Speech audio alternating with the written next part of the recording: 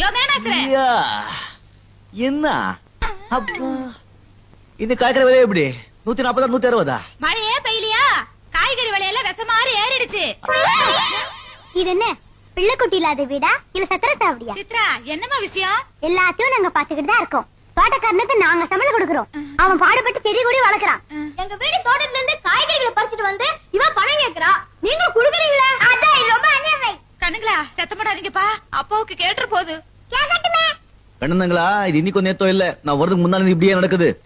ஏங்க இப்படி செய்றீங்கன்னு கேட்டா, நீ யாரடா வேலைக்காரன் தானே, ஒப்ப சொத்தா போகுது அப்படின்னு கேக்குறாங்க. அடேங்கப்பா, அப்படியா?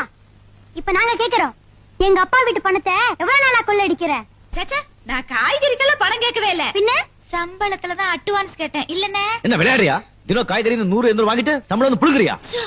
சத்தம் போடாதீங்க, முதலாளிக்கு கேட்டுற போது. இன்னைக்கு மட்டும் என்ன இப்படி கேக்குறீங்க? நானா கேட்டேன், உரிமையில புள்ளைங்க கேக்குதுங்க. சொல்லுமா. பெண் புத்தி பின் புத்தின்னு சொல்லுவாங்க. தெரியாதனமா தப்பு பண்ணிட்டேன். இனிமே இந்த மாதிரி எல்லாம் செய்ய மாட்டேன். இந்த ஒரு தடவை என்ன மன்னிச்சிருங்க. சரி சரி, இனிமே இந்த மாதிரி பணம் எல்லாம் கேட்க கூடாது. கேட்டலாம் தெரிஞ்சது. குழந்தைய குளிப்பாட்டுங்க. வாமா.